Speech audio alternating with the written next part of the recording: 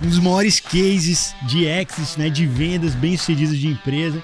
O cara é empreendedor, economista, surfista, triatleta, pai. A história é muito bonita contada, mas o dia a dia não é tão bonito de se ver, não. Mas é gostoso de vivenciar. Durante um tempo eu comecei a questionar, assim, uma capacidade muito grande de executar muitas coisas em termos profissional. Sim. Mas por que eu não estou aplicando isso para minha vida pessoal? Eu queria estar mais próximo de um processo de criação de algo, assim, ver uma startup nascer, né? E você ver ela se desenvolver e o impacto, os empregos gerados. Pô, a gente mudou o mercado de câmbio no Brasil, no Remessa Online. Se você pegar essa ideia, que parece, por mais louca que ela pareça, né? Então, por isso que eu como você me falou, eu achei insanidade, né? Bom, deu certo, né? E você executar. Você se acostuma com a ideia de quebrar, né? Isso tá sempre presente, que ela não vira um problema. Mas a possibilidade de dar certo, né? É verdade. Ele é um outro... Essa é nova.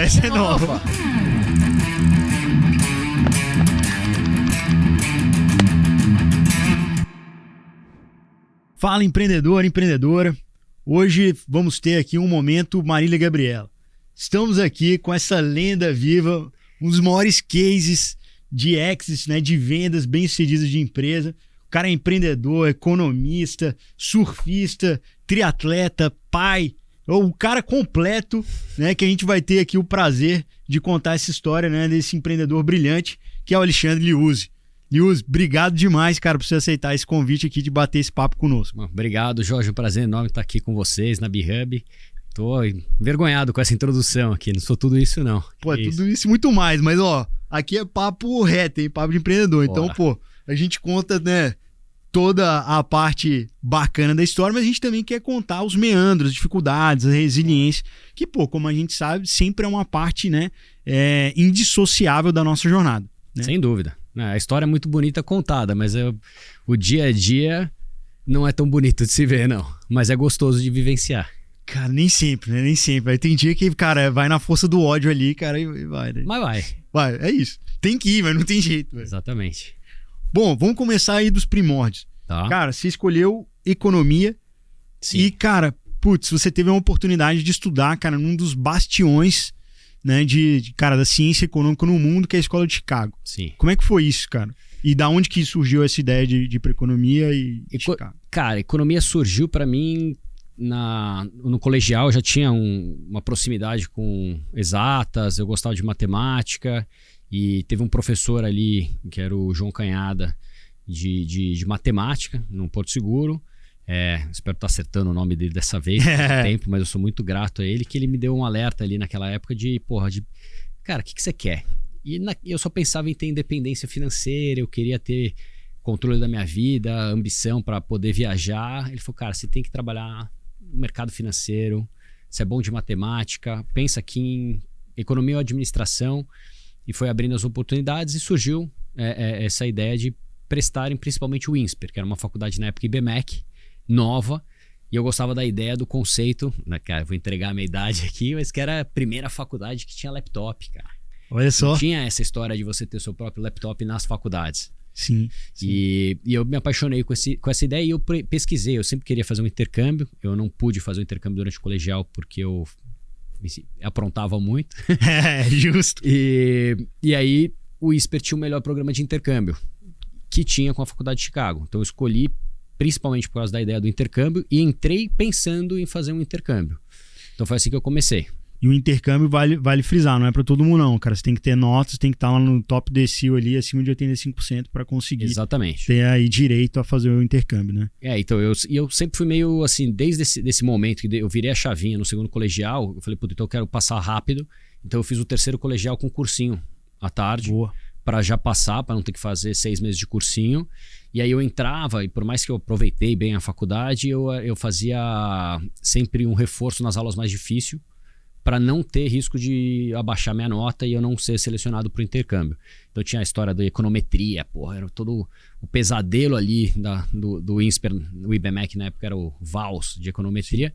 Eu fazia já aula reforço para poder ter essa qualificação no quartil e fazer o programa que eu escolhesse. Boa. E na época foi difícil escolher, porque assim, eu já surfava, tinha a possibilidade de fazer o CLA na Califórnia. Putz, cara, isso Então, é difícil. Mas Chicago era, Chicago, renomada, economia, e acabei optando. Grande escola de Chicago, né, cara? Exatamente. Putz, cara, que animal, que animal. E, pô, cara, eu tive o prazer de fazer, né, um mestrado no INSPER também, vou te falar, cara, eu penei. Eu não tinha condições de ir pra fazer o intercâmbio não, cara, porque minhas notas, cara, pô, advogado, cara, ali não era o meu caso. Mas era uma formação diferente. Sim, né? sim. Mas sim, é puxado e chegou em Chicago, assim, eu me encantei com o conceito da faculdade, que é diferente nos Estados Unidos do que no Brasil, que lá você faz um Bachelor of Arts, ou seja, você tem uma formação principalmente no que eles chamam de core, que é matemática, ciências, filosofia, sociologia. Que animal. E você vai especializando ao longo dos anos o que você quer ser a sua major. Né? E você pode até ter duas, uma major e uma minor. Então isso me encantou e eu fui muito bem ali, estava próximo dos professores e fui convidado para transferir a faculdade para Chicago. Então eu acabei não voltando do intercâmbio. Eu me formo em Chicago e ao formá-la ali eu tive essa oportunidade de ter essas aulas que eu não teria se eu continuasse fazendo só economia. Então acho que ali começou um pouco a minha jornada com um pouco de soft skills, essa parte de ler mais, né? Então poder interpretar texto, fazer a parte dos essays. Não tinha o ChatGPT na época. Era na raça. Na raça mesmo. Quando muito tinha aquele For Dummies, sabe? Aqueles livrinhos que eu tinha. Ou as provas antigas ali que você pegava na biblioteca e tal. Exatamente. Justo. Mas, então foi. E ali eu me deparei com o primeiro momento também de competitividade, porque aqui o pessoal leva a faculdade, pô, beleza, é meio uma brincadeira, toma nota, vou passar. As pessoas se ajudam muito. Sim. Ali na curva, né? Sim. Então, pelo menos era, não sei se isso mudou. Não, continua na curva. E como era a nota na curva e o processo seletivo dos principais bancos de investimentos, assim, toda parte que você pensasse numa carreira no mercado financeiro, sim, você tinha que ter uma nota de corte. Essa nota de corte mínima, que eles olhavam o seu currículo ou não. Então, quando você entrava numa aula, algumas pessoas que estavam ali, eu como brasileiro não tinha essa dinâmica, já viam você como uma concorrência. Isso eu percebi na assim, primeira interação, primeiro trimestre. Eu fui na biblioteca, estava fazendo meus exercícios, né? E ali a parte da nota são os exercícios que você faz, parte era prova final. Eu falei, pô, tô com uma dúvida, uma galera da curva, da minha turma, era a teoria dos jogos. Fui lá, entrei, falei, olha, vocês resolveram o problema 5? Aí todo mundo virou a página assim, sabe? O que é isso? Aí eles olharam pra mim e falaram, você fez o problema 2? Falei, eu fiz. Deixa eu ver. Peguei e mostrei. Aí ele falou, tá bom, tá aqui o 5. Caramba. Eles só me ajudaram. Sim. Aí eu comecei a entender. Give and take na prática. Na prática. Então eu comecei a entender um pouco essa dinâmica de competitividade, de curva, de sentir assim, também dentro de um peixe pequeno num mar grande, entendeu? Perfeito. Né, que é o mercado americano. Total, cara. E deu certo, né? Porque você sai e já, cara, vai para uma outra baita escola no mercado financeiro, que é o JP Morgan, né? O maior banco do mundo. Como é que foi esse processo e como é que foi essa vivência dentro desse que é o maior banco do mundo? Então, como eu desde o começo estava focado em montar o GPA, ter a métrica, fazer o processo seletivo, então isso também é muito interessante, que as faculdades ali têm toda uma estrutura para te ajudar a colocar. Hoje também já tem isso bem formado nas faculdades aqui no Brasil, mas para te ajudar como que é o processo seletivo, como que você faz uma entrevista. Eu fui seguindo esses roteiros, consegui receber algumas propostas de outros bancos, escolhi o JP Morgan porque eles iam ter uma área de Global Natural Resources e tinha uma chance de eu trabalhar com o Brasil. Ou seja, eu achava que tinha uma possibilidade de trabalhar com... pensando mais as empresas de energia no Brasil, Petrobras, grandes negócios de petrolíficas, mas acabei caindo no setor de geração de energia, transmissão de energia, que tinha uma especificidade muito grande, então eu tive que entender um pouco mais esse setor nos Estados Unidos. Mas foi uma baita escola, porque trabalhar em banco de investimento, de fato, quando você acaba tendo muitas horas de trabalho, e foi ali que começou assim, a entender um pouco de resiliência, né? Porque é muita porrada, é muito competitivo, muitas horas trabalhadas, e isso faz com que você desenvolva mais skills na parte de planilhar, principalmente, modelos, mais skills para você ser mais eficiente no seu trabalho né? Então, atalhos na parte de modelagem, como que você vai ser eficiente na parte de pesquisa. Sim. E, principalmente, cara, foi a primeira hora que eu percebi que, pô, dá pra trabalhar pra caramba. Eu não achava que era possível. Na faculdade ele não tava dando gás, não, pô? Já puxava, mas todo mundo falava, cara, você vai para banco de investimento, você é louco, você vai ver, trabalha 18, 20 horas por dia. Eu falei assim, isso não existe. Ninguém acreditava. Então, cheguei lá e de fato era isso. Tinha semanas que às vezes eu dormia 4 horas por dia, sim, passava dias em claro. Sim. Não tive acho que 1 ou 2 fins de semana livres durante um ano inteiro trabalhando. Então, o fim de semana, às vezes eu conseguia pegar uma tarde, num sábado, mas todos os fins de semana eu tinha que passar no escritório para resolver um pouco, adiantar, sim, o trabalho da semana. Cara, trabalhar igual gente grande, cara, mas também, cara, é uma baita de uma escola, né? Sabe? E, cara, também você é remunerado pra isso, né? Você saindo da faculdade já vai pra isso, pô. Talvez, cara, o maior compensation, né? A maior remuneração que você vai ter, então... Não, hoje em dia eu não sei mais, né? Tem um mundo tech aí, né? Tem que ver que o pós-2021 aí mudou um pouco. Mas hoje em dia talvez desenvolvimento, né? Produto, acho que igualou os compensations, mas na época sim, a gente tá falando 2007, né? Eu me formo... iria me formar em 2006 no Brasil, se eu continuasse no INSPER. Eu acabo me formando em março de 2007. Eu antecipo minha formação para poder começar antes. E aí eu começo a trabalhar logo naquele verão. Que foi o último também ano antes, né? Era o final de um ciclo quase no mercado americano. Então foi o meu primeiro contato com uma grande crise. Porque eu estava lá nos Estados Unidos, sim, quando começou, né, a crise de 2008, né, que resultou no Lehman Brothers, mas foi o momento onde o JP compra a Bear Stearns por $1. Sim. Tava lá naquele momento, naquele clima.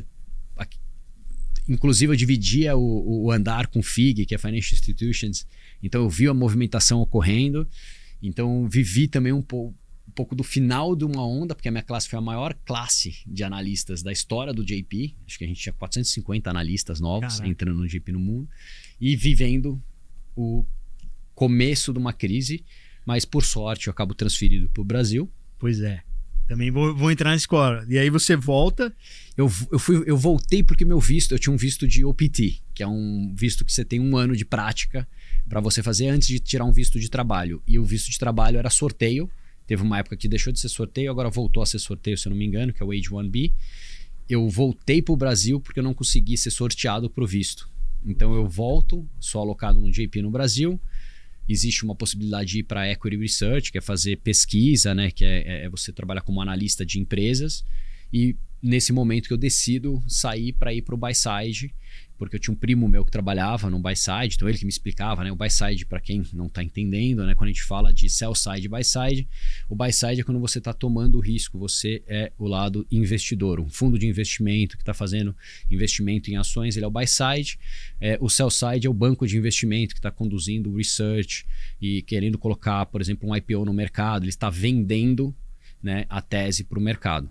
Então eu queria ir para o buy side para tomar risco, e também tinha essa ideia muito de você fez investment banking, agora dá para você ir para um private equity ou virar sócio de um fundo, de um hedge fund. Essa era a trajetória ali, né? Quando você pensava na 2007, era 2, 3 anos de IB e um private equity. E de novo você conseguiu, né? Aí você foi para M Square, que era, cara, uma baita escola, né? Hoje Velt.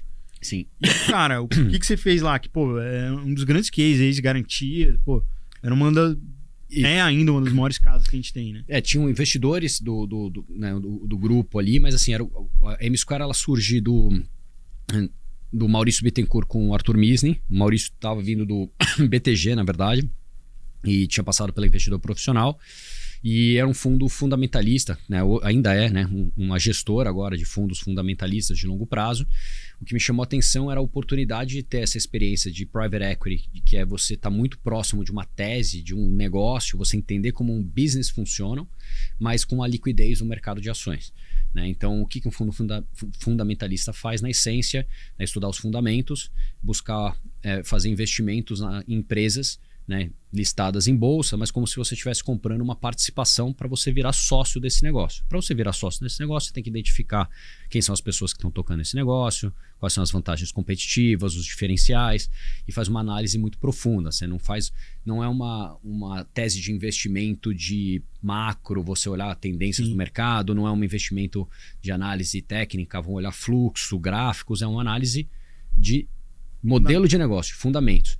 Então isso me chamou a atenção. O fundo estava iniciando, eu comecei lá como analista e dei a sorte que a TOTVS estava comprando a DataSul.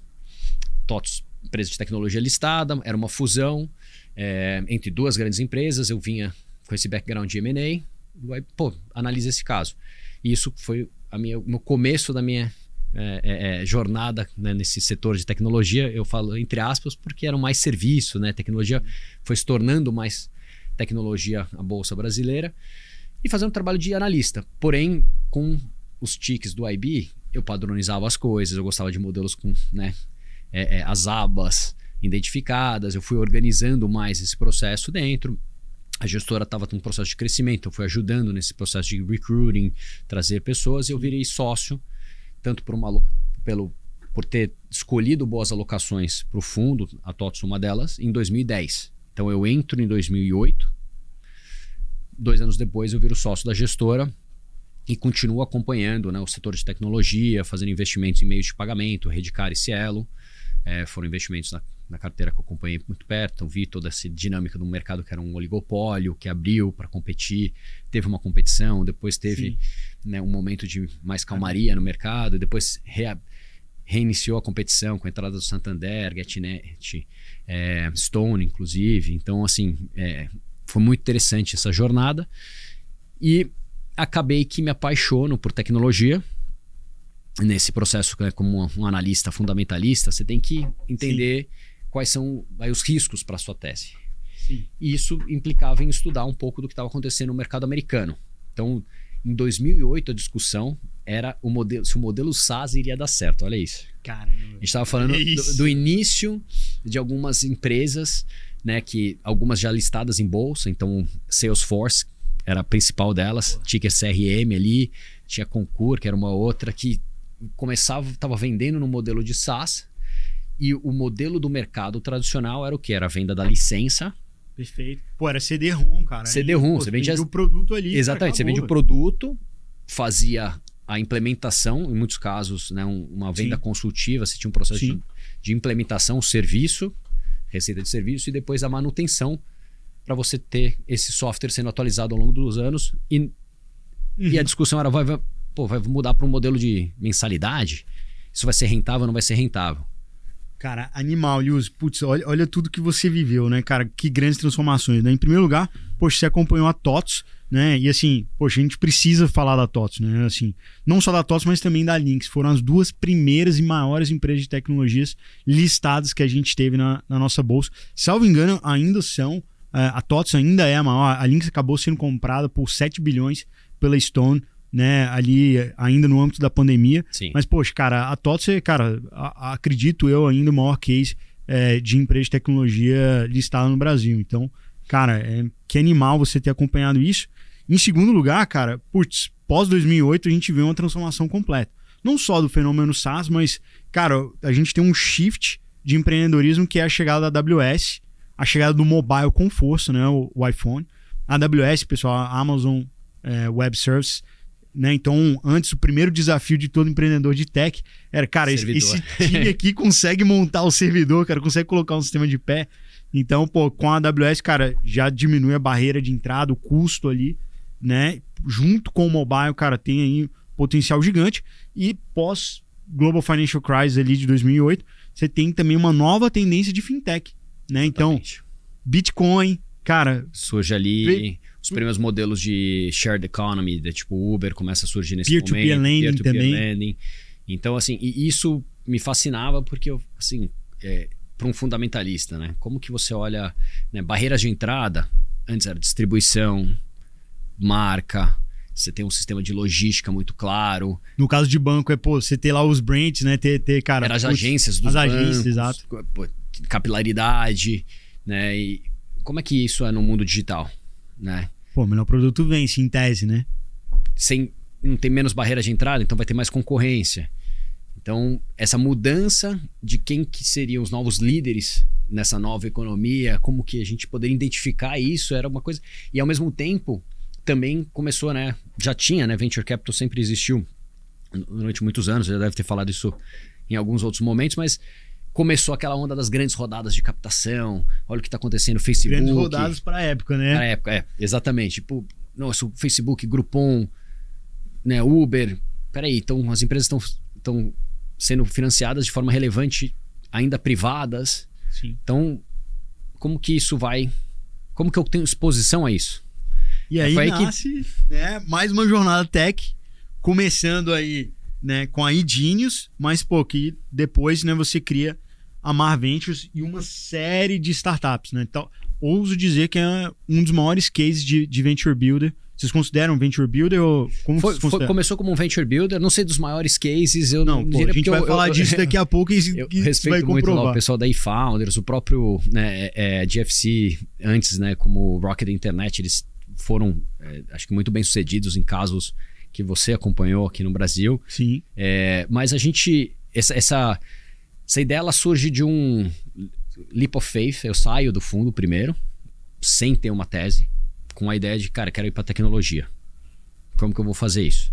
Né? Tem um meandro que eu conto pouco, que eu acho que é importante, um intervalo de tempo que eu tinha uma dúvida também, antes de decidir ir para tech, se eu conseguia ser um cara 9 to 5. Que eu brincava assim, eu via muitos amigos que, sabe, que se encontravam para jogar bola, jogar poker durante a semana, e eu vivia uma intensidade muito grande desde o IB até lá. Sim, sim. E eu queria descobrir se eu conseguia fazer isso. Então eu teve um período em que eu fui para economia real, fiz uma consultoria para uma empresa de bebidas, trabalhando na Busca Vida, cara. Que da hora. Por quê? Porque o cara tava em Bragança Paulista, conheci o Carlão, que era o fundador ali. Assim, era uma dinâmica muito legal, e aprendi muito, inclusive, de uma forma de viver, mas não era eu não era a velocidade que eu conseguia. Cara, pô, tocar. Então acho que era... já que você falou isso aí, a gente vai ter que antecipar. Cara, o Liuzzi, além de... Pô, a gente ia entrar aqui no mercado do empreendedorismo, mas esse cara também é um exemplo, porque, cara, com essa vida louca que você teve, cara, você também, poxa, não tinha muito saúde. Né? Sim. Você tava, pô, acima do peso, cara, pô, talvez com dificuldade de dormir, sem equilíbrio. E, cara, você passa por uma transformação. Cara, esse cara, o cara é triatleta, o cara surfa onda gigante, cara. Pô, como é que foi essa transformação no âmbito pessoal de saúde também? O que levou pra isso? Cara, foi uma combinação de... Durante um processo... Durante um tempo eu comecei a questionar, assim, pô, uma capacidade muito grande de executar muitas coisas, tipo, em termos profissional. Sim. Mas por que eu não tô aplicando isso para minha vida pessoal? Por que eu não tô conseguindo estar com a minha vida da forma que eu gostaria, organizada como eu gostaria, em termos de saúde, né, principalmente, e até mesmo de bem-estar. Perfeito. Junto com uma combinação de um questionamento que foi um pouco do que me levou a essa primeira mudança para a tecnologia, ter um lado mais, eu diria, espiritual, no sentido de que eu queria estar mais próximo de um processo de criação de algo, assim, ver uma startup nascer, né? E você vê ela se desenvolver e o impacto, os empregos gerados. Pô, a gente mudou o mercado de câmbio no Brasil, como Remessa Online, tá? Que também é um puta case, a gente vai contar também. A gente tem um spread menor, tem novos players, o mercado já mudou, tem outra dinâmica, mas o mercado hoje, ele tá num patamar de preço por causa da gente, também da TransferWise, e acho que isso é um mérito nosso de ter trazido uma facilidade e transformado o mercado. Então, participar dessa jornada, né, foi muito rewarding, mas voltando para a pergunta original, então eu queria fazer isso, então eu tinha essa sensação. E ao mesmo tempo eu tinha um pouco de desconforto, porque se eu conseguir, né, o que era o meu objetivo na época, que era ser sócio de uma gestora, era um sucesso financeiro, então eu tinha essas coisas, mas eu ainda estava me sentindo... Faltava alguma coisa. Né? Ainda tinha um incômodo. Isso eu vejo que é um pouco da minha personalidade, né? Então acho que muitos, né, nossos empreendedores temos esse né, qual que é o próximo desafio, mas muito era também de entender, parar um pouco e entender para dentro o que eu tava buscando. E nesse processo começa a acontecer em 2018 para mim. Então, você me conheceu, né? Eu vivi intensamente, loucamente e desequilibradamente até 2018. E 2018, depois de alguns anos já estudando algumas filosofias, budismo, cabala, participando aí de alguns grupos de meditação, eu consegui... tive um entendimento de que eu precisava cuidar melhor do meu corpo, né? Eu cheguei nessa conclusão de que a gente tem que... E era muito engraçado, assim, hoje eu falo mais abertamente isso, porque eu cuidava... Cara, eu tinha uma planilha, na época eu gostava do meu carro, de riscos que o meu carro tinha, porque eu tinha preocupação, né? Vou parar com o carro no manobrista, vai riscar o carro. Eu sabia o posto de gasolina que eu abastecia, porque eu sabia que aquela gasolina era boa. Mas o que eu tava colocando para dentro, o meu combustível, né? O meu alimento, né? O meu pensamento, né? O que eu tava cuidando desse veículo que é muito mais perfeito do que qualquer outro, que é o nosso que é o corpo, único, né? Não tem outro. É o único. Que vai trocar. Eu tava colocando merda para dentro, né? Então, falei, cara, peraí, como que eu posso cuidar tanto, né, dessas coisas materiais e não tá cuidando tão bem do meu corpo? E aí por isso que não foi uma dieta, foi uma mudança de patamar. Mudança, e aí isso foi seguindo. E aí, uma vez que eu entrei nessa jornada, já que você entrou nesse ponto do triatleta, eu fui também entendendo, aí vem esse lado do empreendedor que quer se superar. Que quer se provar, que quer... Pô, o que eu sou capaz de, né? Pô, peraí, então eu vou correr. Eu fiz uma corrida. Eu vou pedalar.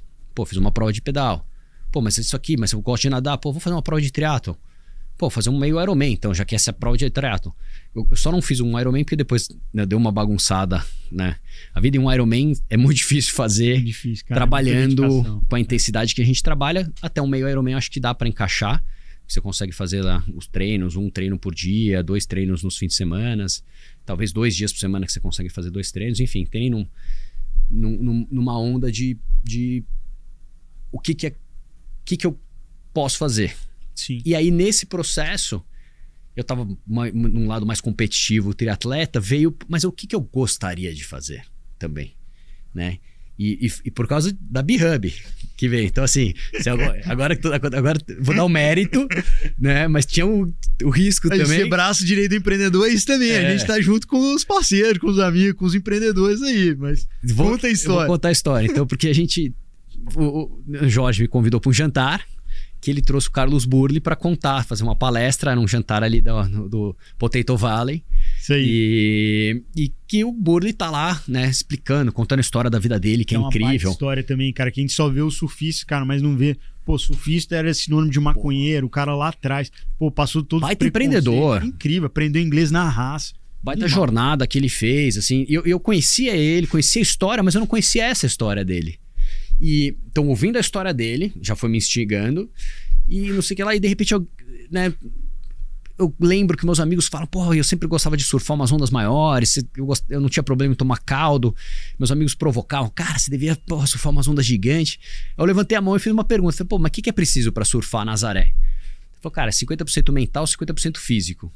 Falou, peraí, não precisa saber fazer toin, isso aqui. Cara, isso aí precisa, mas é mais importante o físico mental. Aí eu falei, cara... Pô, já sou meio Ironman aqui, tô nadando pra caramba, tô físico bom.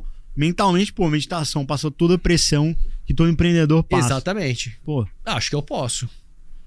Então, fui lá pro Jorge, me passa o telefone do Burle aí. Jorge me passa o telefone, começo a provocar, consigo falar com ele, enfim, aí a gente, né, troca uma puta ideia, faz um projeto de treinamento, de novo, as coisas são... Começou, né, com 1 mês, como é que é? 3 meses pra isso? A gente fez um plano, ele falou com os meus treinadores, a gente desenvolveu um processo, então assim, a gente, né, existe, né, a ideia do empreendedor, né, a loucura ali, mas depois foi feito um plano de ação que era factível, mas que até hoje, pra mim, parece que foi... É engraçado, né? Porque, surreal, velho. Como é que uma pessoa normal surfa uma onda gigante? E foi. Bizarro. E foi demais, acabei dando tudo certo. Então eu sou muito grato a B-Hub por essa, né? Tô aqui também por isso, né? Não tem nada a ver com isso, cara. Por ter aberto essa possibilidade, né? Cara, e é surreal, porque assim, isso é muito da vida de empreendedor, né? Tem várias coisas que a gente extrai disso, né? Pô, num primeiro lugar, cara, você topa risco. Cara, surfar onda gigante é uma das coisas mais perigosas que um ser humano pode fazer. É absolutamente antinatural. Cara, lidar com medo, cara, é uma onda, mais de 10 metros, cara. Pô, é surreal, cara. Onda gelada, você vai no Tauim, cara, tem um risco intrínseco a isso. Segundo, cara, o fato é o seguinte, cara, não é um risco, né, com perdão do francês, imbecil. Cara, você preparou por isso. Sim. Você, cara, né, não só estudou, mas preparou fisicamente, mentalmente, treinou, fez uma série, cara, de testes até você ir lá e executar bem e voltar. Então, cara, essa parte do planejamento também é essencial para você ter sucesso. E por fim, cara, na hora H, cara, é pegar, tudo aquilo, cara, que você planejou e executar. E também isso não é fácil, né? Você tem que lidar com medo, lidar com pressão, potencial fracasso dali, cara, uma situação de risco, você é pai. Então, cara, tudo isso, cara, você, beleza, tá aqui na caixinha, cara, e mandar ver executar também não é mole, cara. Então, certamente. É foda. Eu acho que essa é a lição que a gente aprende, né? Quando você tem essa chavinha de falar assim, cara, de olhar esse desafio dessa forma, tem que olhar tudo com uma forma de aventura, né? A gente acaba esquecendo um pouco, empreender é uma grande aventura também, né? Viver é uma grande aventura. Mas acho que essa possibilidade de você tá muito presente. Se você pegar essa ideia que parece, por mais louca que ela pareça, né? Então, por isso que eu como você me falou, eu achei insanidade, mas bom, deu certo, né? E você executar. Sim. Você acreditar que você é capaz. Então você tem que ter e empreender é isso, porque tem aquele momento que você começa na folha em branco, né? Você tem a ideia, tem N riscos que você pode ficar lá só falando deles. Sim. Isso aqui não vai dar certo, pode dar errado, vai dar aqui. Mas não, você acredita que vai dar certo, você desenvolve um plano de ação e principalmente é ter coragem para seguir em frente e aguentar o tranco, né? E acho que tem muita semelhança sim com esse processo. Boa. Cara, agora, bom, a gente fez esse pequeno desvio aqui, um grande desvio, mas, cara, a gente tava contando um pouco dessa história, né? Então você sai do mercado financeiro e, cara, tem essa vivência de economia real, que eu acho que também é super interessante, mas, cara, tem essa paixão dessa transformação toda do pós-2008 que a gente estava comentando. E, cara, você mergulha e vira, né, um investidor/empreendedor, que vamos contar da Mar, né? Que, assim, tem a Remessa Online, daqui a pouco a gente vai falar um pouco mais profundo disso, mas tinha Singu, do Thales Gomes, que também é um grande empreendedor. Tinha Easy Carros, também, que, é um belo case também. Sadi. Exato, do Sadi, que teve a venda para Cove, né? Tem Finpass, tem vários outros cases ali. Como é que surge essa ideia e como é que você mergulhou nela e tocou e escolheu o Remessa Online para você tocar mais ali no front? Bom, primeiro eu não fiz nada disso sozinho, acho que é sempre importante colocar a história. É fundamental, né? Ninguém fundamental, faz nada sozinho. Teve meus sócios, tanto na Mar, né, Márcio, Fábio, Vini e Cooper na época. Tem muita gente envolvida na remessa, o Pavani, o Stefano. Pavani. Você conheceu o Pavani muitas vezes, então, que foi o fundador e também, né, quem teve a primeira loucura, né, a ideia de falar, cara, vou mexer com câmbio. Era Bitec, né? Não era nem remessa. Bicâmbio. Bicâmbio.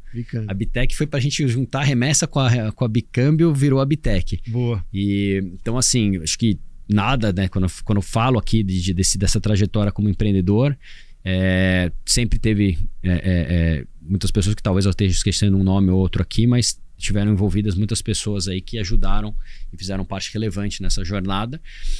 Mas o começo dela, ela foi essa ideia que eu chamo, essa combinação, que todo empreendedor tem um pouco de ser meio idiota e arrogante e excessivamente ambicioso, né? Então, a gente, né, por que eu falo isso, né? O lado idiota foi porque a gente, né, montar uma empresa já é uma startup, já é muito difícil. Estamos aqui para isso, gente. A gente ajuda, torna essa caminhada um pouco mais fácil aí de abrir empresa e tocá-la, mas estamos juntos. A B-Hub tem esse papel de facilitar um pouco a vida, mas até a própria B-Hub, qualquer negócio é um negócio muito difícil. A ideia de fazer vários ao mesmo tempo era uma ideia muito ambiciosa. Mas tinha uma tese que a gente estava, né, 2014 para 2015.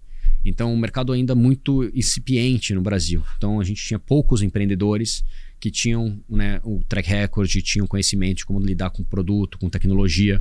Poucos fundos fazendo investimentos no early stage. Então, né, hoje o mercado se desenvolveu muito. Você tem diversos fundos. Tanto no early quanto né, no growth. No growth. Então, assim, a gente está em outro momento de mercado, mas naquele momento tinha poucos empreendedores, pouco conhecimento, porque até as metodologias todas foram surgindo, né? Como você disse, 2008, né, começa o advento, né, um pouco mais do mobile com a AWS, né? Na verdade, 2007 começam os sistemas lá dos aplicativos do iPhone. Mas enfim, estamos, né, nesse começo dessa jornada. 2014 ainda tem pouco tempo onde estava sendo discutido aquela metodologia, sai do waterfall, vamos fazer, né, o ágil, como que faz o desenvolvimento de produto, como que a gente, né, qual que é o tech stack que vai ser colocado aqui dentro, mas beleza, como é que eu faço o funding, como é que eu vou, né, financiar essa estrutura. Então a gente tinha essa ambição de falar, cara, a gente quer ser um braço de co-founder. A gente via os modelos de builders que eram founders de empresa, né? Então aí founders, a própria Rocket Internet, que significa ser o founder? Ele trazia ideia e trazia executivos para tocar com participação. Exato. E a gente falou, vamos fazer um modelo um pouco diferente, vamos ser co-founder. A gente tem um empreendedor que tem, né, mais tem um skin on the game, ele vai ser o fundador desse negócio, a gente vai ser um braço para ajudá-lo nessa trajetória, trazendo expertise de tecnologia, trazendo uma expertise aqui de produto, financeira, né? Achando que a gente sabia alguma coisa, né? E a gente foi descobrindo, mas a gente monta o time de tecnologia e começamos do jeito bootstrapping, bem roots, alugamos uma casinha em Pinheiros, um galpãozinho assim, né? Quase uma garagem. Da hora. Então tinha essa sensação assim também de estar fazendo algo daquele jeito meio old school mesmo, né? Eu já fui num escritório que era super chique, maior clima de praia ali, cara, mó da hora. Mas já foi quando a gente ali a gente já tava em 2017, as coisas já estavam andando. E aí a gente começa com uma tese, marketplaces, que a gente pode trazer da experiência da EasyTaxi, que tinha o Thales, tinha o Márcio, e aplicar em outros setores, né? Então essa era a ideia inicial. Começa a Easy Carros, começa a Singu. A gente logo percebe que, cara, marketplaces demanda muito recurso, é desafiador. É o problema lá da partida frio, cara, que é super difícil, cara, em qualquer marketplace. E, cara, tem dois lados, você tá fazendo, na verdade, você muito difícil. Fazendo 2 produtos em um, tem 2 clientes pra você adquirir em um, você tem que adquirir e ter a massa crítica é fundamental, cara, senão você não... E o cliente final. Mas, enfim, a gente começa, né? Deu certo pela capacidade do Thales lá com a Singu, o Sadi na Easy Carros, mas a gente logo decide que nesse modelo não vai dar muito certo, a gente precisa dar uma pivotada. Perfeito. E a gente decide ir para fintech, principalmente porque eu tinha esse conhecimento do lado de fintech, estava com um relacionamento já conversando com o Pavani na Bicâmbio, com o Dan na Finpass. Então a gente cria a Mar Ventures, né, já com um novo grupo de sócios, mas fica um pessoal que estava na Edinius, para a gente poder começar essa nova empreitada, ainda como builder, mas já com alguns aprendizados no segmento de fintech, né? E com a tese também vamos lançar mais 2 empresas. Nessas aqui a gente vai ser mais ativo, né? A gente tinha sido um pouco menos ativo, foi mais quase como uma aceleradora, eu diria, no começo. Aí a gente foi mais builder e pulamos para dentro, nosso time foi para dentro das operações, de tal forma que quando, né, de fato a remessa começa a crescer, né, e a gente acaba sendo drenado os recursos para dentro da remessa e eu acabo indo para dentro da remessa também. A gente ainda fez como Mar Ventures 2 novos negócios. Em 2017 que a gente entra em cripto. Então a gente lança um fundo cripto, lança uma exchange, a Modiax, que a gente acabou vendendo para Foxbit. Time do mercado difícil, né? A gente prende, né? Não adianta, a gente focou muito em fazer uma boa tecnologia, fez um produto legal, mas e aí? 2018 chega e o primeiro de muitos, né, que já, mas não sei se foi o primeiro, mas grande inverno cripto, vem e isso muda um pouco a dinâmica do mercado. Mas isso até foi eu acho que um benefício, porque facilitou. Como esses projetos a gente acabou, né, a gente desinveste e fecha o fundo cripto, ficou mais fácil essa decisão de ir 100% na remessa. Tava lá, já tinha uma estrutura, tinha o Fernando Pavani, fundador, Stefano, o Márcio já estava desde o começo já dedicado ali para a remessa. A gente pula para dentro da remessa e aí começa, né, já tinha começado, mas começa o meu case ali mais intenso para dentro da remessa online.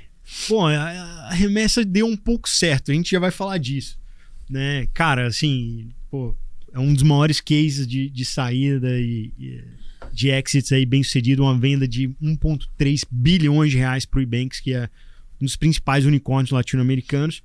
Mas nesse meio do caminho é importante a gente falar o seguinte, cara, que teve ali um grande solavanco, né? Sim. Que, pô, vocês fecharam o Series A em 2 tranches, ou seja, em 2 momentos, né? Uma rodada que dividia no primeiro momento, depois com algumas métricas chegaria nesse segundo aporte. E, cara, esse segundo aporte não veio. Sim. Como é que foi essa experiência aí, cara? Divide com a gente. Acho porque, cara, é muito legal, porque, cara, tem um monte de coisa dessa solução que você veio de, pô, que esse background financeiro, de M&A, de tudo isso tem... acho que, assim, para responder, assim, esse foi um momento, foi um de vários momentos em que a gente praticamente quase quebrou. Então, assim, essa jornada, né, a gente estava até brincando aqui antes de começar a falar, né, Jorge, que ela é uma jornada que, quando a gente conta a história, principalmente num período desse, né, 45 minutos, você vai contando os highlights e tudo parece muito bonito, pensado, encaixado, mas no dia a dia é muito mais turbulento, muito mais inconstante do que é possível até explicar, né? Se a gente parasse aqui para contar todos os momentos difíceis, a gente talvez ia abaixo. Na verdade, os bons ali são muito poucos, né? Só que, cara, é desproporcionalmente bom. Praticamente. Por isso que quando você conta só os bons, dá para falar em 45. Os ruins não dá para falar num tempo desse, que é a maioria do tempo. Total. Né? E esse foi um dos momentos assim que a gente de ter a estrutura do Builder foi um grande diferencial, né? Ter a Mar Ventures para a história na remessa, porque a gente conseguiu, né? O que aconteceu? Como em 2015 a gente viu que o mercado era um mercado que ainda estava começando, a gente tinha poucos fundos de venture capital fazendo investimentos, então a gente decidiu criar relacionamentos direto com alguns family offices, algumas famílias, e trazer um grupo de investidores para investir nas iniciativas. Então a gente tinha uma alternativa a ser venture-backed, porque naquele momento estava mais difícil ser venture-backed.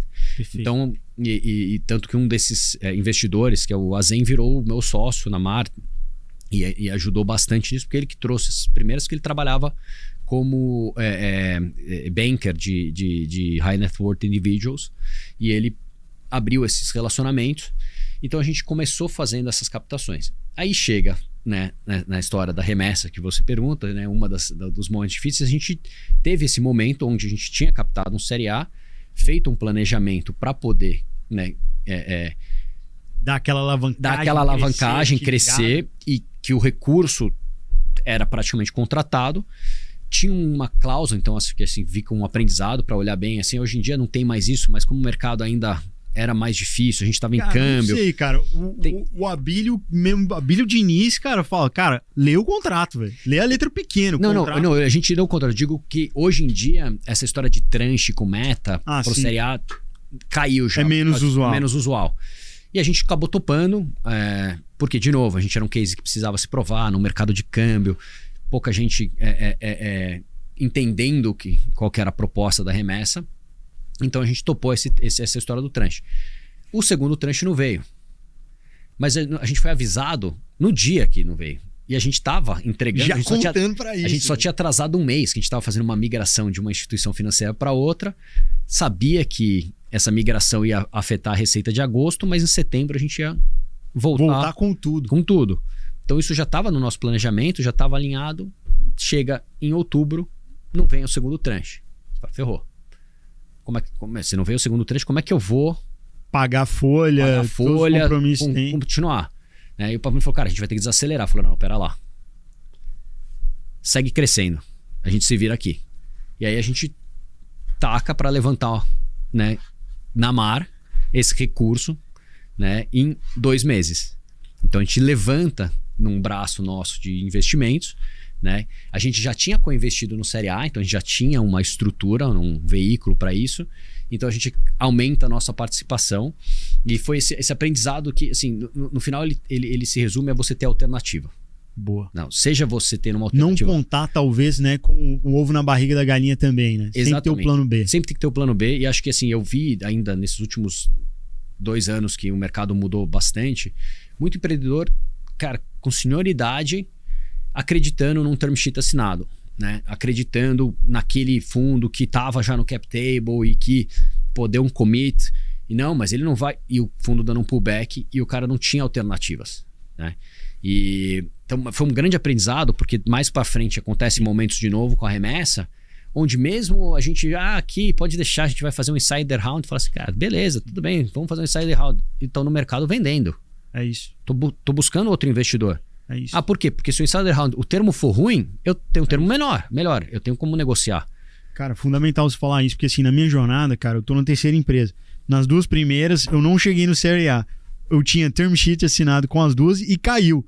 E, cara, foram 2, Deus nos acuda, cara. Na primeira, cara, a gente tava com 38 funcionários, tivemos, cara, fazer, cara, um movimento, reduzir drasticamente o time, o custo, pegar dinheiro. Eu peguei, cara, eu cheguei a acumular 5 milhões de dívida na física, cara, pra continuar com a luz acesa.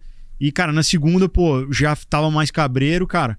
Na terceira, cara, eu sou absolutamente neurótico com o funding, cara. Olha o runway, tem que estar sempre, cara, a linha da água ali é 36 meses, cara. Baixou de 36 meses, ajuda, vão lá, cara, tem que estar 36 meses, entendeu? E eu acho que esse é um dos trabalhos, e o outro é saber que se você optou por essa trajetória onde vai ser venture backed, você vai ter um crescimento, vai ter essa J-curve, né? Você vai ter um período de investimento para maturar a ideia.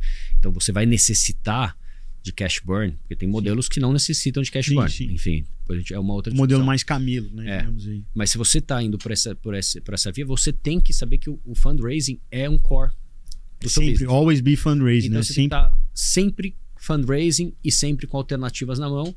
E o melhor momento para captar é quando você não precisa. É isso aí. Então, a gente não... Na verdade, hoje eu falo de não ter feito isso, né? Eu falo com a experiência de ter escolhido o caminho mais árduo e ter tido essas loucuras de ter que encontrar alternativas em última hora, sabe? Cara, e aí, vamos contar... primeiro eu queria contar dessa experiência na verdade, segundo eu queria te contar um pouco desses meandros aí do M&A, tanto do antes, né, fechamento, quanto depois. Mas antes de falar disso, cara, é importante contar. Cara, o que esse cara fez, ele, o Pavani e todo o time, é um dos maiores cases de exit da história. Então, eles fizeram a venda da companhia por 1,3 bilhões de reais. Cara, é zero que não acaba mais. E o seguinte, ele não só teve esse resultado enquanto empreendedor, mas também como investidor, porque a Mar Ventures, cara, teve um resultado excepcional para os investidores. E é importante a gente falar disso, porque o ecossistema ele vive disso. A gente precisa dessas saídas, a gente precisa desses casos para a gente fomentar que tenham novos empreendedores. Isso gera emprego, isso gera mais investimento. Então, cara, é fundamental que a gente tenha grandes exemplos como o seu. Então, importante a gente contar desse lado também, né? Tanto do empreendedor que tem um resultado, mas também de, os investidores que também capturam esse upside. É um retorno, cara, dos maiores retornos que a gente tem, né? Da América Latina, cara, esse fundo da Mar que investiu na remessa. Exatamente, foram alguns fundos e assim, sou muito grato por ter conseguido entregar esse retorno para os investidores, porque eles estiveram com a gente nesses momentos. É isso aí. Difíceis. Então, é assim, justo, né? É justo para eles remunerar, sempre apoiaram, acreditaram, apostaram quando ninguém estava apostando.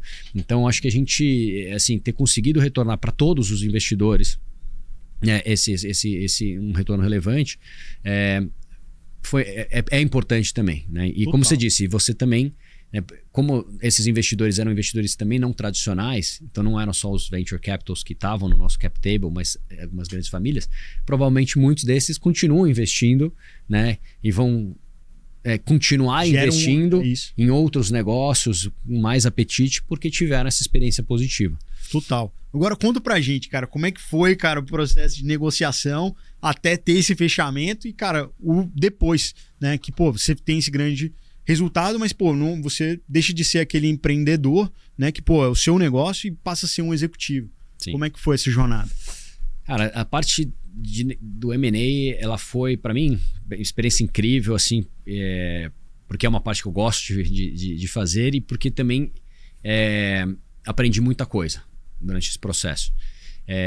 Mas também é muito aquilo que a gente comentou de você ter uma necessidade de ter mais alternativas, né? Então a gente começa um processo de M&A por ter visto, né? A gente estava num processo na verdade, no buy side, a gente estava olhando algumas instituições financeiras, a gente tinha, né, já feito um série B, estava começando um processo para um série C, onde a gente via que o mercado estava bom, a gente estava no 2021, bom momento de mercado para fazer uma grande rodada de captação. Só que a gente entendia que a gente precisava, tinha uma parte do nosso business, né, que era a parte regulatória, que precisava de uma instituição financeira, que a gente precisava de uma estrutura mais robusta para a gente continuar crescendo na mesma velocidade que a gente veio crescendo, ainda como a gente era um correspondente cambial. Então a gente tinha essa intenção de talvez até virar um banco ou ter um banco parceiro. Então foi nesse processo que a gente começa a conversar com algumas alternativas no mercado e a gente olha, existem algumas possibilidades aqui de fazer parcerias estratégicas, de fazer rodadas de captação, e eu, por ter vivido esse trauma que foi, né, a gente não ficar quase sem uma alternativa, eu sabia que eu tinha que estar sempre considerando todas as possibilidades, né? Então a gente tinha uma missão muito grande, nossa intenção, na verdade, se a gente naquele momento não era vender, a gente iria comprar um banco, fazer mais uma rodada, vamos para um IPO, vamos pensar grande, só que a gente sabia desse desafio, dessa parte regulatória, e o Ebanks tinha equacionado uma parte disso. Ele tinha comprado uma participação no Banco Topazio. Isso. E eu já tinha tido umas conversas com eles que a gente estava pensando se não fazia sentido, né, justamente comprar um banco em conjunto, fazer alguma coisa em conjunto. Foi quando surgiu essas primeiras conversas em 2021 para poder se juntar ao Ebanks, né? Então, nesse momento, a gente inicia um processo de M&A, mas a gente não deixa de olhar para nossa tese standalone. Porque um processo de M&A, primeiro que assim, ele dura um bom tempo. Tem diligência, tem, cara, negociação, é muito complexo. Se você considerar o início, o relacionamento, o começo, o primeiro contato, pode pôr 2 anos. Pode dizer, porque você vai ter um primeiro contato, às vezes não vai acontecer, vai ali, mas depois volta, porque não... Né, não é linear, né? Não é linear. Tem algumas exceções, aqueles deals menores, algumas conversas que acabam sendo mais rápidas, mas mesmo do dia, digamos que teve a decisão de ser feito o negócio, para esse negócio ser de fato concretizado, são mais 8, 10, 12 meses, dependendo da complexidade, para você concluir. Então, é um processo longo, é um processo em que o deal vai morrer várias vezes, porque tem momentos onde, seja por razões comerciais, seja por razões regulatórias, seja por razões de mercado, pode mudar. Então você tem que estar preparado para que esse negócio não vá acontecer. Sim. Então ele é uma montanha-russa emocional intensa para o empreendedor. Assim, acho que é um momento onde foi muito maluco, assim, uma brincadeira uma conversa que eu tive já com o investidor, que assim, a gente já tinha vivido, né, não foi uma jornada tão grande, mas já tinha 6 anos ali, né, de vários altos e baixos, e a gente convivido com a ideia de quebrar várias vezes. Você, como empreendedor, sabe muito bem que é isso. Só que você se acostuma com a ideia de quebrar, né? Isso tá sempre presente, que ela não vira um problema. Mas a possibilidade de dar certo, né? É verdade. Ele é um outro... Essa é nova. Exatamente, ali de dar certo, né? De completar o ciclo do retorno, de falar, cara, você via valuation, mas peraí, agora tem... Não, a gente tá falando de um exit nesse valor. Não uma rodada de investimento primária. Ali... Muda o jogo, né? Vira uma outra chave, né, cara? Parece que, assim, pelo menos pra mim, sim, e até eu falo pelo Pavani que a gente conversou muito disso, assim, virou foi muito intenso. Claro. Ao ponto que chegou no final do período, a gente estava esgotado, porque a gente teve, né, um momento que caiu o deal, aí caiu a exclusividade, a gente volta a fazer um Série C, porque a gente sai do mercado quando tá fazendo com a exclusividade, a gente volta pro mercado, começa um Série C, começa a receber term sheet para um Série C. A gente fala, então bombando, cara. Puta negócio, então cara. Transformou o mercado de câmbio completamente. Vamos pras cabeças. Líder absoluto. E aí, cara, 1000 coisas acontecendo ao mesmo tempo até o negócio dar certo. Então, assim, tem uma história dos bastidores ali que em algum momento do tempo vale conversar, mas que, assim, foi muito intenso pros dois lados. Sim. Eu acho que isso também foi um desafio no day one, depois de você pegar e falar, nossa, agora vamos assentar e sentar. Vamos trabalhar junto, né? E agora vamos trabalhar junto, porque a gente ficou, né, um ano. É um lugar complexo esse, onde você tá do outro lado da mesa, assim, né? Você tá sempre muito desconfiado. Porque tem 100% da sua vida em risco aqui, né? Profissional. Sim. Então, é muito difícil você lidar com todas essas dinâmicas. Mas, felizmente, deu tudo certo. Um baita parceiro. Certamente, a gente viu ali outras coisas que não eram só a questão, né, a gente tinha a possibilidade de fazer rodadas em valuations maiores, a gente estava olhando muito mais para a questão da continuidade da história da remessa e como que a gente via isso acontecendo dentro do Ebanks. Claro que algumas coisas foram mudando, aí veio 2021, 2022, mudou o mercado, enfim, né, a gente está hoje talvez num outro momento de mercado, até outro momento da indústria. Mas a gente acreditou que a melhor escolha era seguir por esse caminho. E foi uma escolha que foi difícil, mas a gente ficou feliz nessa escolha. Porra, cara. Baita case, cara. Incrível. Pô, o Ebanks também, cara, são grandes empreendedores. Alfonso, o João. Certamente. Cara, muito, muito foda também. E, cara, pra você mudou alguma coisa de, passar a ser executivo de um grande grupo? Como é que foi esse dinâmico pra você? Mudou alguma coisa? Tira a questão do risco. Né? Ainda tem um risco, mas, pô... A gente é sócio, então a gente tá alinhado, a gente recebeu participação. Cara, muda bastante. Eu acho que tem um lado que é difícil entender assim, como seria se tivesse tido talvez um outro caminho onde a gente conseguisse estar incluindo a nossa história de uma forma, né, com mais funding para a indústria como um todo, né? Então a gente tinha uma ambição grande de um plano de continuidade da remessa com mais investimentos, e isso a gente teve que adequar e ajustar dado o momento de mercado. Então isso foi um pouco difícil, acho que foi difícil. Você acaba tendo que abrir mão um pouco do seu sonho para viver um outro sonho. Talvez maior, mas, cara, diferente do primeiro, né? Diferente do primeiro, e tinha, acho que também, como a gente tinha montado, a gente estava preparando a remessa também já para um momento de crescimento, a gente tinha profissionalizado, montando uma diretoria muito forte, a gente estava com um time muito bem estruturado. Isso facilitou até para essa intersecção, entendeu? Onde a gente começou a atuar cada vez mais como conselho, como advisors, para dar espaço para o time para executar esse próximo plano. Então a gente trouxe a estrutura até aqui e a gente foi dando espaço para o time executar nessa próximo passo. Então, assim, a gente teve muito aprendizado, né? E eu acho que, assim... O que eu ia falar? Eu acho que o empreendedor, ele tem esse desafio de... Puta, beleza, mas sair um pouco a adrenalina. Sim. Tem que fazer um pouco esse zoom out, né? E aí, conseguir enxergar o bigger picture, né? Talvez. E aí muda um pouco...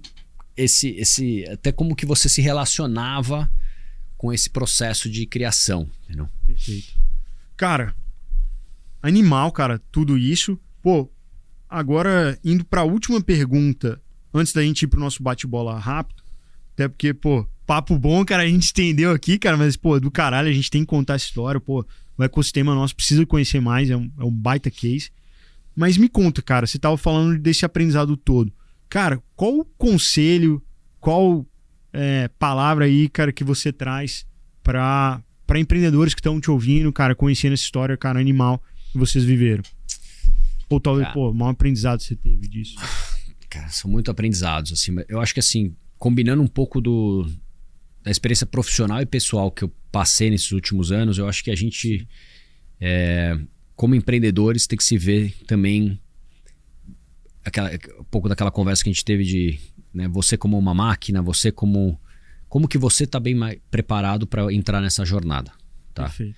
Eu acho que eu vejo muitas pessoas que acabam se desgastando ao longo desse processo, a gente já teve esse papo. Sim. Então acho que o primeiro conselho é você estar muito bem. Então busca você estar bem com você mesmo. Uma disciplina de exercício, de alimentação. Porque, cara, a jornada é porradaria. É mesmo. Tem que se preparar e estar bem para conseguir suportar. Vai ter muito mais baixos do que altos. A vol é muito grande. E se você não tá num momento bom ali, e nem sempre a sua vida pessoal vai estar num momento bom. Total. Né? Não vamos esquecer que tem a nossa vida, o relacionamento, filho, família, né? Saúde. Então você tem que estar se cuidando para isso. Então acho que esse é um ponto que eu consegui descobrir a tempo, mas eu tava provavelmente muito perto ali com aquele estilo de vida. Eu bati 110 quilos, né? Porra, tava provavelmente próximo de infartar, né? E cheguei a ter um episódio de um 2016, ainda cedo, de um, como é que fala, um espasmo cardíaco, que é uma cãibra, assim, acho que tinha exagerado, tomando Red Bull, etc, e deu uma travada. Então, assim, tava exagerando. Então esse é o primeiro ponto. O segundo ponto, eu acho que é escolher as pessoas certas. Acho que ter pessoas boas do seu lado. Cara, eu tinha uma relação muito boa com o Pavani, tenho uma relação muito boa com ele, né? Então a gente se entendia, se complementava, muita confiança. Perfeito. Porque na hora que o deal começou, com outros sócios também, né? Ter alguém com quem dividir também, né? Os desafios. Isso, a gente brincava, tem que ter. A gente brincava que muitas vezes eu e ele, a gente tava meio sozinho, mas pelo menos a gente conversava, a gente tava em Zion, né? Enquanto a galera tava vivendo a Matrix ali, você entendeu? Pô, tendo uma guerra aqui, maluca, e o cara tá ali, putz, é isso, jantando e tudo isso. Então, mas você tem as pessoas certas, né? E acho que todo mundo reforça isso. Então, é um pouco clichê falar, mas acho que é muito importante. Total. E tomar o risco mesmo. Vale a pena. Cara, meter as caras. Tem que tomar.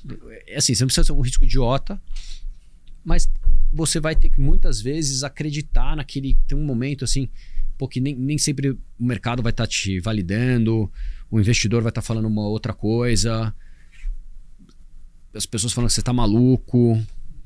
Mas, cara, você acreditou que você é capaz de fazer, vai em frente. Vai em frente, mas planeja um pouquinho aí também, não vai na loucura, né? É importante. Boa, cara. Bom, animal, ótimos conselhos, assina embaixo todos eles. Indo para a parte final aqui desse bate-papo, vamos começar. Cara, primeiro, exemplo de empreendedor ou empreendedora que te inspira. Cara, empreendedor que me inspira. O Maurício Bittencourt, que foi com quem eu trabalhei na Velt. Legal. É o fundador ali da Velt. Legal. Ele tem uma jornada muito interessante, vários aprendizados, e tá sabendo se reinventar, se reposicionar, e sempre atuando de uma forma muito madura, assim. Muito legal. Gosto. Animal. Cara, aí eu me pergunto, cara, tem alguma frase, exemplo ali que, pô, também inspira você? Não pensei nessa aqui. Uma frase exemplo? Tipo assim, pô, sei lá, cara,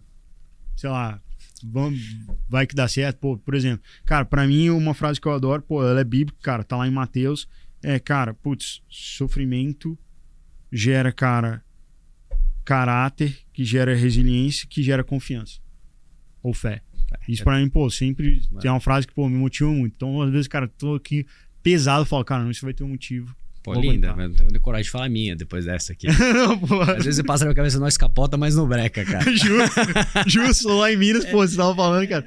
Pô, os caras veem as pingas que a gente toma, mas não vê os tomos que a gente leva. Pô, cara, tem que descer acelerando. É isso aí. Entendeu? Eu acho que é um pouco dessa parte da... Tem várias outras aqui, pegando no momento assim, né? Óbvio que eu levo vários quotes de leituras que eu gosto de fazer, principalmente... né, espirituais, estoicismo, mas essa daqui na parte de empreender, cara, vai pra frente. Boa. E, cara, livro, você tá falando de estoicismo, tem algum livro que você fala, pô, esse é meu livro de cabeceira? Nesse momento, tô os 89 Mandamentos ou Ditados do Tao, lendo bastante. Eu já tinha lido no passado. Gosto bastante da filosofia. E ela é tanto uma questão, digamos, espiritual, como também tem, né, conselhos de como lidar, como ser líder, como, né, lidar com desafios. Então, assim, eu tenho uma coisa que tá me trazendo conselhos muito atuais em diversos momentos. Pô, legal demais. Cara, tem algum filme ou série que também você recomenda? Filme ou série? Cara... Ou documentário, sei lá. Tem vários, cara. Pô, então, velho. Não, eu gosto de... Assim, que eu recomendo é que tem vários... Tem Até mesmo de bike, pô. Cara, eu achei esse documentário, pô, animal, esse agora do Tour de France, cara. Porra, animal, cara. Se você tem uma perspectiva dos caras, pô, incrível. Não sei. Não, eu gosto de ver muitos documentários desses de esporte, sempre. Agora, recentemente, também lançaram da WSL, que dá pra ver, se eu não me engano, no Amazon Prime. Você vê todos os bastidores. Não sabia. E é muito legal, assim, pô, a gente que na surf acompanha o Kelly, assim, você vê a intensidade do cara, até com recente, porque mostra a temporada de 2022, o cara ainda numa intensidade absurda. Bizarro, cara. O cara é uma máquina. Cara, agora pegou nesse. Não vou. Tem um específico, assim, que eu falo, puta, esse é do caramba. Também nem sei se dá tempo na sua agenda aí de compartilhar com tudo também. Eu recentemente tô mais tranquilo, então eu tenho visto bastante coisa, mas, cara, que eu recomendaria, assim, não sei. Boa. Indo pro finalzinho, cara, qual que é o maior acerto da sua vida profissional até hoje? Maior acerto? Que eu não tive medo de tomar o risco. Boa. Em tudo, velho. Em tudo. Quando eu saí pra fazer o intercâmbio, transferi a faculdade. Pô, quando eu saí do JP pra ir na Velt, a Velt, na verdade, estava no primeiro ano no fundo de ações. Animal. Não era óbvio sair de um banco pra ir pra uma gestora que tava começando. Nem um pouco. E depois, quando ela tava dando certo, porque eu comecei... Você já sócio, tinha 150 milhões de reais under management, quando eu saí, tava com 4,5 bi. Caralho. E saí pra quê? Pra empreender. Foda, velho. E aí, mas aonde? Tomei o risco. Pô, tomar um risco big time sequencialmente, cara, até no âmbito pessoal também, né? Sim. Animal. E, cara, pô, o espelho disso, né? Qual que é o seu maior erro até hoje? Uma cagada. Puta, cara, é que não tem muitas cagadas. Mas tem uma aqui que, pô, essa marcou. Cara, tem algumas que você sabe que eu acho que tem um lado que eu posso resumir de, por mais que seja positivo essa parte de tomação de risco e a intensidade que a gente vive, é a questão do equilíbrio. Perfeito. Então, quão difícil que é você ter equilíbrio, né? Você e o equilíbrio, ele tá entre você ajustar as polaridades, mas não é um flatline. Uhum. Não dá pra você viver aqui, ó. Ninguém é constante nesse ponto de viver nesse... Sobretudo nessa vida que a gente escolheu, né? Sobretudo nessa vida, mas em geral. Sim. Claro que você pode equilibrar como que você reage a isso. É onde um pouco do que eu tenho estudado recentemente está nessa filosofia de tudo bem variar aqui, Perfeito. Meu estado de espírito está aqui. Mas acho que essa parte do equilíbrio. Porque eu quase que muitas cagadas que aconteceram, que graças a Deus não aconteceram, elas foram por desequilíbrio. Perfeito. Por um excesso, seja de adrenalina, exagero, seja trabalhar demais e largar a vida, relacionamento, enfim, várias outras coisas. Cara, é foda mesmo. Ótimo ponto. Cara, pra gente terminar, pô, seu hobby, eu sei que tem muitos aí, cara, mas hoje eu acho que tem dois aí em especial. No momento, cara, eu tô correndo e surfando, né? Eu tenho, mas o que eu chamaria de hobby, ele é o surf, principalmente porque é uma coisa que eu faço correr, eu tô correndo com mais intensidade, né? Querendo fazer uma prova no final do ano de 100 quilômetros pelos Andes, que é aquela El Cruce, que é uma corrida, você sai em Bariloche, chega no Chile, que animal, atravessando as montanhas. Vamos ver se eu vou pô, chegar pronto para isso, cara, uma hipermaratona. Mas o surf eu faço com, né, esse prazer de estar na natureza, no mar, vivendo, e tem várias coisas que você tira para a vida pessoal, né, desse processo. E um outro hobby dessa busca por autoconhecimento. Então eu gosto de ler muita coisa, saúde, longevidade. Eu tenho lido bastante coisa de como a gente pode, né, não só ser mais equilibrado, produtivo, né, e cuidar melhor desse nosso corpo, nosso avatar aqui, como a gente pode também estender a qualidade e o tempo que a gente vai passar nesse plano aqui. Animal, mestre Luz, cara, animal toda a sua jornada, cara. Obrigado pelo bate-papo franco aqui, cara, contar também, né, a história dos bastidores, dividir sua jornada, que ela é muito inspiradora, cara. Pô, tem espaço aí pra você escrever um livro aí, cara, e contar mais detalhes ainda. Mas, pô, maravilhoso a gente poder ter essa oportunidade de troca e aprendizado aqui com tudo que você viveu. Obrigado aí por dividir com a gente. Prazer contribuir aqui com vocês aqui da B-Hub e também pro ecossistema um pouco aí. É isso aí, cara. Pô, esse cara aqui, ele tá no LinkedIn, pô, não sei se no meu tempo, na agenda dele corrida, cara, se ele consegue responder, mas, pô, é um cara, um livro aí, uma aula. E, pô, você tem gasto mais tempo ainda com o empreendedorismo, né? Sim, com o ecossistema. Eu tô, exatamente. Nessa forma de give back, eu, além de ser investidor anjo de algumas iniciativas, eu tenho acompanhado, estou sentando, participando na Canary ali, na parte do deal flow, ajudando baita fundo também. Fazer, né? Porque, no final de contas, assim, poder ajudar founders nesse 0 to 1 aí, nesse estágio inicial, nesse aprendizado que eu tive com essa parte de funding, estratégia de captação. Então, tentar contribuir um pouco para o ecossistema, e também ajudo a Quintessa, uma aceleradora muito legal, de impacto social. Então, tem projetos que eu estou sempre disponível, seja através do via Canary, via Quintessa, via B-Hub, vou estar sempre aberto aí para empreendedores que tiverem querendo falar. Animal, cara, oportunidade única, vale a pena, viu, cara? Recomendo muito, o cara é fera. Valeu demais, Mestre Luz. Obrigado.